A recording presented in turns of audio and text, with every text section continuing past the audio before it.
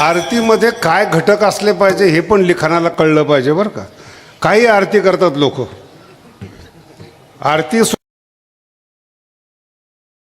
कशी लिहायला पाहिजे त्याला मर्यादा आहेत. ज्ञानोबरांच्या जीवनाचं सार काय आहे? लोपले ज्ञान. माऊलीकडे पाहत असताना चमत्कार म्हणून पाहू नका. माऊलीकडे पाहत असताना हे उद्देश आहेत. जे ज्ञान जगामध्ये लोपलं होतं आणि अंधश्रद्धेचा सुळसुळाट झाला होता, त्या अंधश्रद्धेवर मात करण्याकरता आणि ज्ञानाला जीवन देण्यासाठी त्यांचा अवतार आहे. वाक्य जरा डोक्यात बसवा. वाक्य अजून कळलं नाही, तुमचा चेहरा सांगतो, कळणार पण आहे.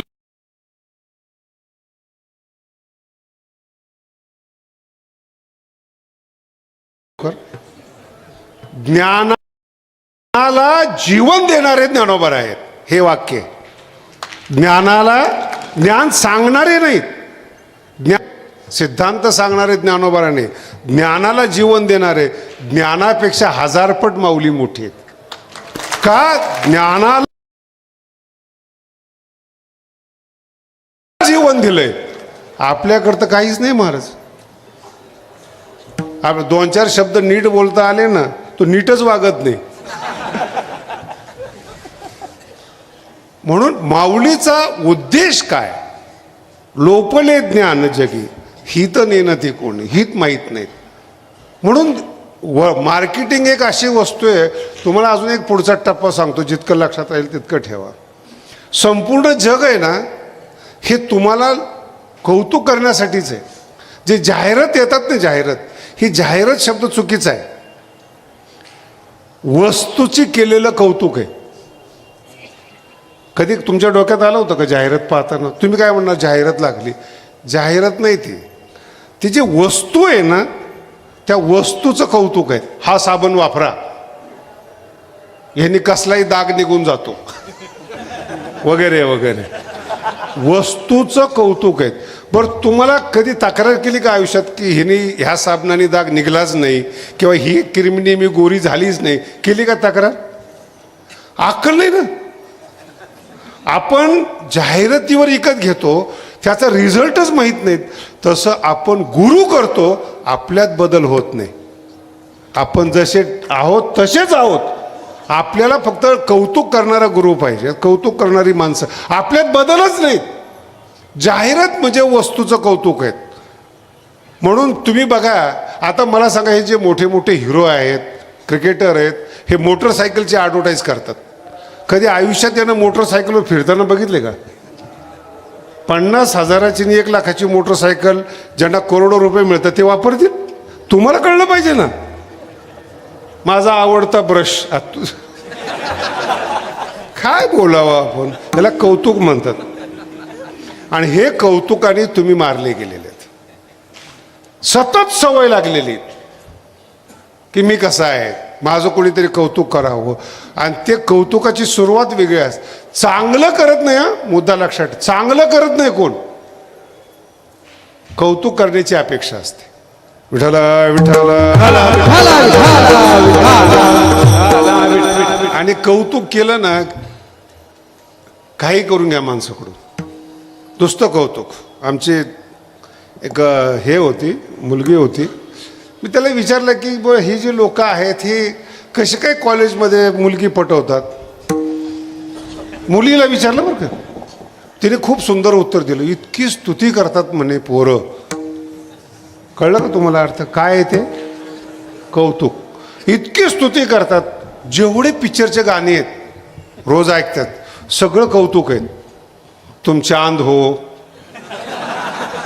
तुकडा आहे. अरे काय अहो, ह्या गाण्याने पुरुषाचं पुरुषत्व कमी झालं, गुलाम झाले लोक गाणं ऐकून. तुम्ही अभ्यास करून बघा. तुम्ही जो पूर्वीचा भारत होता, बाई डोकं डोळे वर करत नव्हती, तो भारत. आणि ह्या गाण्याने आत्ताचे शिकलेले पुरुष बघा, कीर्तनाला यायचं म्हणलं तरी ते म्हणतात परवानगी काढावं लागेल तिची. मी टीका नाही करत. निसर्गाने तुम्हाला बनवले तसं राहा ना तुम्ही. तुम्हाला जर रुबाब दिलेला आहे तर रुबाब कमी का करता? मुलीला विचार, कौतुक.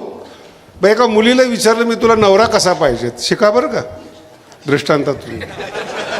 कसा नवरा पाहिजेत, ते म्हणे असं शिकलेला पाहिजे, समजदार पाहिजेत वगैरे वगैरे. मग तसं लग्न करताना तिच्या म्हणण्याप्रमाणे तो मिळाला. लग्न झालं, 1 वर्षांनी पुन्हा विचारलं तुझ्या इच्छेप्रमाणे मिळाला का, म्हणजे तो ऐकतच नाही. तक्रार काय, म्हणजे मुलीची इच्छा आहे नवरा समजदार असावा, हुशार असावा आणि हिच्या ऐकण्यातला असावा. हिच्याकडं काय ऐकायसारखं, कधी कल्पना करून पहा. असे मूर्ख लोक सुद्धा, काहीच नसतं त्यांच्याकडे. मला संत म्हणा, मला ज्ञानी म्हणा, मला विद्वान म्हणा, हे दोन्ही आहेत, स्त्री असो पुरुष असो, दोन्हीकडचं आहेत. कौतुक आणि तुम्हाला ते मार खाणारं कौतुक आहे महाराज. का कोणास ठाऊक, हा माणसाचा स्वभाव आहे.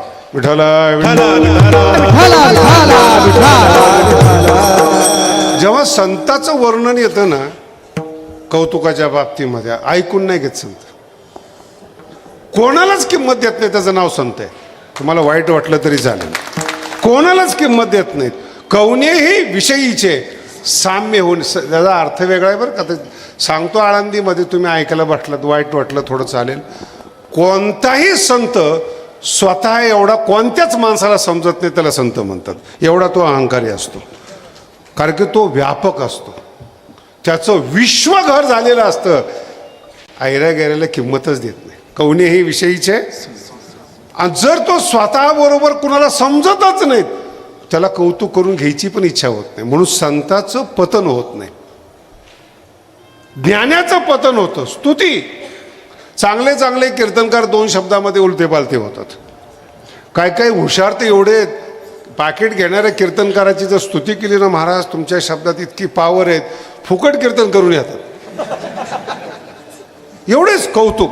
हे इतकं भयानक आहे. म्हणजे धर्मांतर जे होतं, पुन्हा आहे का, धर्मांतर जे होतं, मुली इंटरकास्ट ज्या मॅरेज करतात किंवा जे काही होत असेल, याचं मूळ फक्त कौतुक आहे. आणि कौतुक करत असताना त्यातलं सत्य समजत नाही. याला म्हणतात लोपले ज्ञान. वरचे शब्द पाहता तुम्ही, नाही गोड बोलणारा कीर्तनकार, अमुक कीर्तनकार, सगळं बरोबर आहे, पण तुमच्या म्हणण्याप्रमाणे वागणारा गुरु आणि कीर्तनकार हा संत नसतो. संसारिकाच्या म्हणण्याप्रमाणे जर संत वागला तर तो मोठा संसारिक होईल ना, का संत होईल? कुठं कार्यकारण भाव संबंध आहे का? बरं, हे तरी वाक्य कळालं का?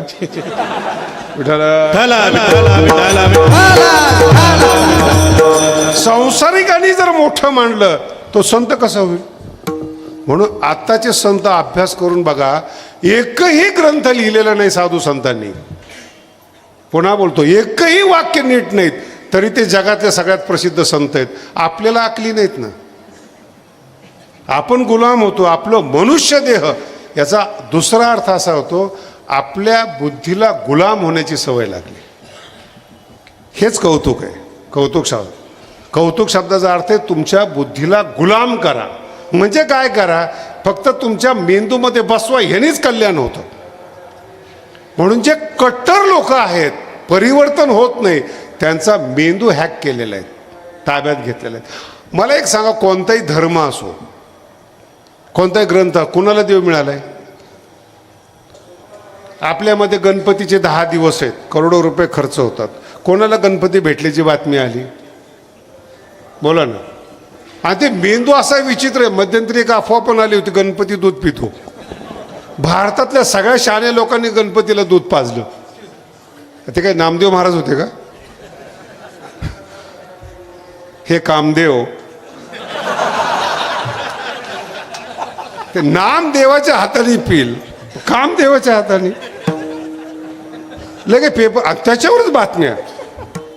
पेपर पण किती चांगला आहे बघा ना, की माणसाला हुशार होण्याच्या बातम्या देत नाही, चांगल्या होण्याच्या बातम्या. आळंदीला इतका समाज जमला, इतके नाही बातम्या नाहीत. मर्डर कुठं झाला त्याची पहिली बातमी.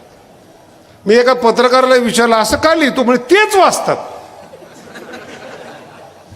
बलात्काराची बातमी असेल तर माणूस पहिल्यांदा तीच वाचतो म्हणे, पत्रकार सांगतो.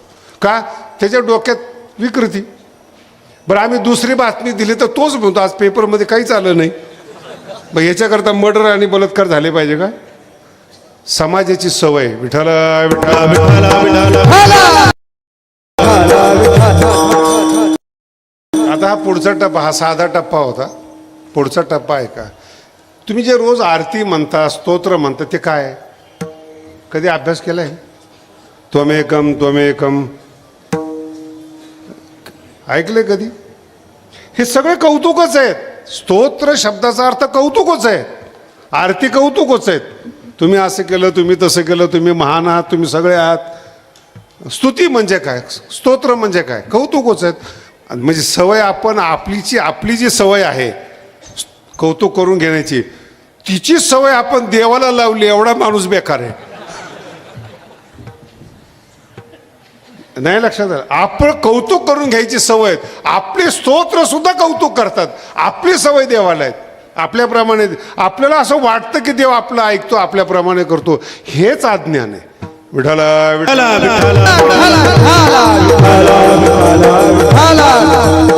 मग कौतुक करायला नाही पाहिजे का?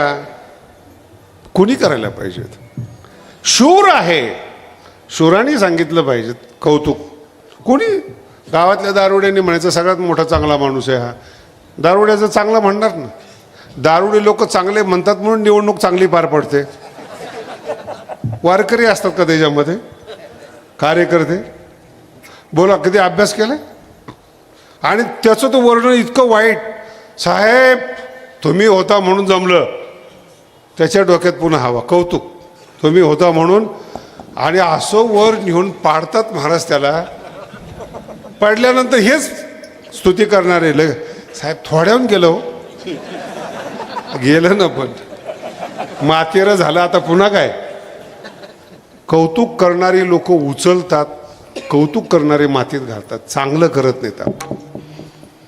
म्हणजे महाराज तुम्ही मगापासून सांगता हे सगळं करता चुकीचं काय चुकीचं आहे काय? तुमचा अर्थ चुकीचा आहे. कौतुक हा माणसाचा स्वभाव आहे, ऐकून घेणं. कोणी केलं पाहिजे त्याला महत्व आहे. विठ्ठल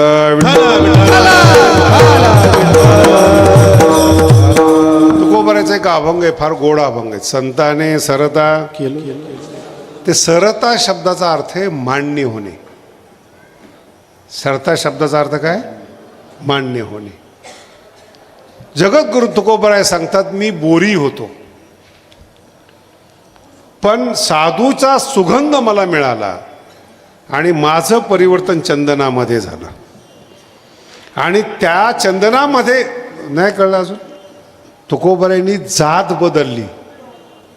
पहिले संसारिक होते, बोरी होते, आणि मग त्यांच्यात ज्ञानाचा सुगंध आला आणि संतांनी त्याच्यावर शिक्का मारला.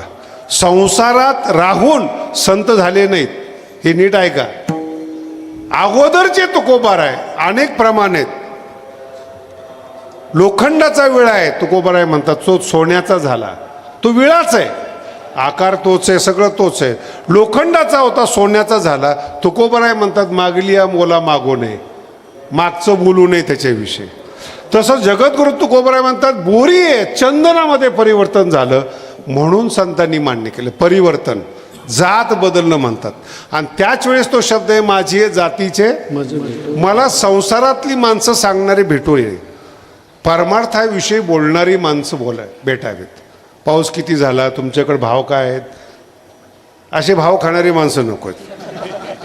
कसे माणसं पाहिजेत? कोणी निंदा तो भाग वेगळा, पण मला ज्यांची सहवासात पाहिजे फक्त भगवंताची. आता मजपासी नका वदो प्रपंचविषयी, ही बदलले. मग काय झालं? मग त्यांचं कौतुक कुणाकडून आलं? संताकडून. शब्द आहे का? संताने कुणी मान्य, कुणी कौतुक केलं? सरता. संतांनी सरता केलो, झालो नाही. दुसरं अभंग सुरू नको करायला म्हणून फक्त उदाहरण दिलं. कैसा परी चंदनी ते बोरी व्यापी आले. मग माझं गुण पाहिले नाहीत, दोष पाहिले नाहीत. ज्ञानोबारांनी आपलं केलं मला, हा फार महत्वाचा शब्द आहे. आपलं केलं, सुगंध दिला. ज्ञानोबारांनी सुगंध दिला, तुकोबाराय चंदन झाले. त्यांचा वास 400 वर्ष झालं चालू आहे. आणि जो गाथ्यातून ज्ञानाचा सुगंध आहे तो ज्ञानोबारायांनी मला दिला, हे सांगतात ते. संतांनी मान्य केलं. संतांनी कौतुक करून घ्या, पण कुणाचे? संतांनी मान्य केलं आणि मग ते परिवर्तन झालं. चंदनी ते बोरी मग काय तुका म्हणे आले समर्थाचे म्हणा. का त्यांनी केलं असं? त्यांचं कुणी मालक आहे का माऊलीचं? हे कौतुक आहे. आणि मग तुकोबाराची भाषा बदलते. कोण या जगामध्ये संत आहे? तुका म्हणे मज कळते चाचणी बडबडीची वाणी. हे कधीच आहे? ते संत झाल्यानंतर मग प्रखर शब्द आहेत. अगोदर साधक आहेत. साधक भाषेमध्ये एकच नियम असतो, आपलं कल्याण करून घ्या. साधक अवस्थेत कुणाला बोलू नका. हा संत आहे, हा कशाहून संत आहेत, हा नाही, हे ठरवूच नका. आपुली आपण करा. हे साधक अवस्थेमध्ये. इथे आपण चुकतो.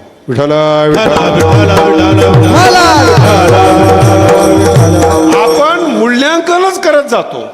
निंदा तरी कराल, नाही तर स्तुती तरी कराल. तुम्हाला काय देणं पडले? कोणी किती मोठा विद्वान असो नाही तर श्रीमंत असो, तुम्हाला काही देणे घेणे. तुम्हाला सुगंध पाहिजे, घ्या आणि बाजूला व्हा. अर्थ कळला तुम्ही? मार्केटमध्ये तुम्ही दुकानामध्ये जाता, हव्या त्या वस्तू घेता का नातं करता? तिथं तुम्ही मॉलमध्ये गेला, हव्या त्या वस्तू. तसं तुम्हाला जीवनात जगण्यासाठी जे हवंय ते घ्या आणि बाजूला सरकारने आपल्या जीवनाचा वापर करा.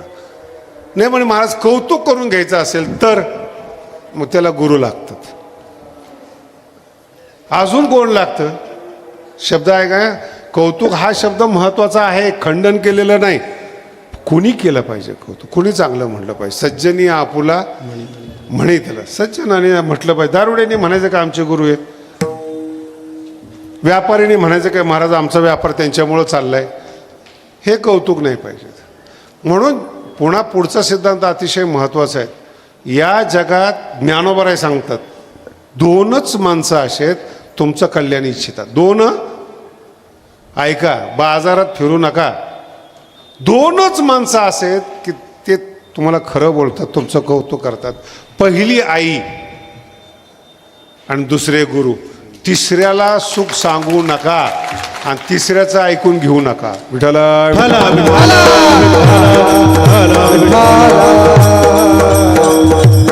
मराठी लक्षात घ्या बरं. तिसरं नाहीच, फक्त दोन. आणि आई मानलेली आई पण नाही. ज्ञानोबा एवढे कठीण आहेत बोलायला. प्रसवती या ज्ञानोबा म्हणतात, जिनी प्रसव केलेला आहे, पोटातून जन्म दिलेला आहे, त्याच आईचं ऐका. मानलेल्या आईचं नाही ऐकायचं. मानलेली नसतेच. तुम्ही कोणालाही मानता, काहीही मानता. मानलेले संत आहेत तुम्ही, म्हणून त्यांचा व्यापार चाललाय, तुमचं पतन चाललंय. हे मानण्यामुळं झालं ना. धर्म असो, ज्ञान असो, सिद्धांत असो, त्या सिद्धांताचं मानणं तुम्हाला घेऊन पतित करतं. जर तुम्ही मोठेच आहात, मोठा गुरु आहे, मग तुम्ही का लहान राहिलेत? अर्थ कळाला? मग पहिली आई ती मूळची मोठी आहे, तुम्हाला जन्म दिलाय. अर्थ कळा? ती तुम्हाला म्हणून ती मोठी आहे, तुम्हाला जन्म दिलाय. तुम्ही तिच्यापेक्षा मोठे नाहीत. पहिली मोठी कोण आहे? आई. तिने जन्म दिलाय तुम्हाला आणि ज्ञान दिलं गुरुनी. ह्या दोघा सोडून आपलं सुख सांगणं म्हणजे आपल्या पायावर धोंडा मारून घेणे. पहिली आई. आणि त्या आईचं तुम्हाला आता काय सांगावं महाराज? तुम्ही सगळ्या स्त्रिया बसलेल्या आहेत. आई शिकवते. जितकं कीर्तन डोक्यात बसेल तितकं घ्या बरं का. आई शिकवते आणि आईने शिकवलेलं जर मुलाने करून दाखवलं तर कौतुक करते. शिकवते कोण? आई. आणि शिकवल्याचं जर केलं, कौतुक कोण करते? आई. दोन्ही पॉइंट एकत्रित समजून घ्या. शिकवणारी आई आहे आणि जसा मुलगा आहे, मराठी बोलता येत नाही, भाषा बोलता येत नाही, आई त्याला एक एक शब्द शिकवते. आणि शिकवलं, आईचा चेहरा पहा, तिला आनंद होतो. नाच म्हणलं